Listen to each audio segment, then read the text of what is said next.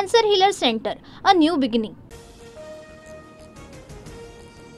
नागपुरातील हिंसाचारामागचा मास्टरमाइंड फहीम शमीम खान असल्याचा पोलिसांना संशय। फहीम खानवर 27 कलम लावली। फहीम खान मायनॉरिटी डेमोक्रेटिक पार्टीचा शहर अध्यक्ष असल्याची माहिती। नागपुरात राड्याआधी औरंगजेबाच्या समर्थनार्थ घोषणाबाजी केल्याचा आरोप। हिंदू संघटनांच्या आंदोलनाची तक्रार देण्यासाठी गेलेले असताना घोषणाबाजी, व्हिडिओ व्हायरल।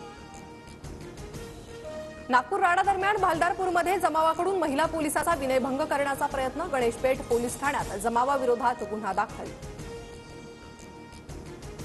हात उचलणाऱ्यांना पोलिसांचा धाक काय असतो ते दाखवणार। आरोपींवर कठोरात कठोर कारवाई करणार, योगेश कदम यांचा इशारा। नागपूर पोलिसांच्या गुन्हे शाखेच्या 10 टीमकडून आरोपींचा शोध। सायबर टीमकडून 4 ते 5 हजार व्हिडिओंची तपासणी सुरू। संचारबंदीमुळे नागपुरातील 170 पेक्षा जास्त शाळांसह 11 मार्गावरील बसेस पूर्णपणे बंद, तर राडा झालेल्या गल्ल्यांमध्ये स्थानिकांकडून प्रवेश बंदी। औरंगजेबाची कबर असलेल्या परिसरात ड्रोन उडवण्यास बंदी। अनुचित प्रकार टाळण्यासाठी छत्रपती संभाजीनगरच्या जिल्हाधिकाऱ्यांचा निर्णय, तर कबरीच्या वादामुळे पर्यटकांमध्ये 40 ते 60% घट। अंगावर सोनं आणि टेबलावर पैशांचं बंडल ठेवून वाळू माफियाचं रील। पोलिसांसोबतचे व्हिडिओ व्हायरल करून दहशत निर्माण करण्याचाही प्रयत्न।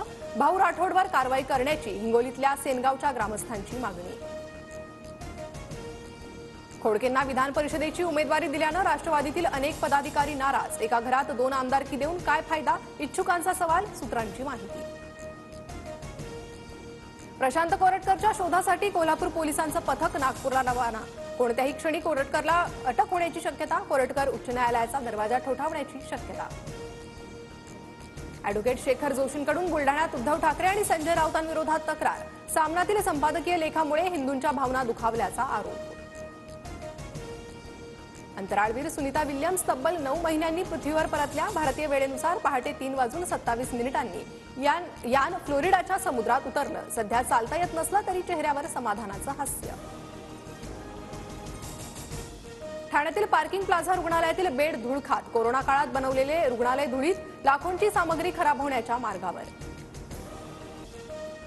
मुंबईतील वांद्र्यात 71 लाखांचा 286 किलो गांजा जप्त। गुन्हे शाखेची कारवाई, एकाला अटक।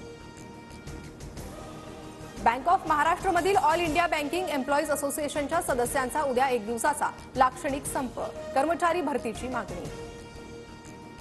सातारा जिल्ह्यातील वाईमधील प्रसिद्ध बगाड यात्रेला सुरुवात। बगाड यात्रेसाठी मोठ्या संख्येनं भाविक बावधनमध्ये।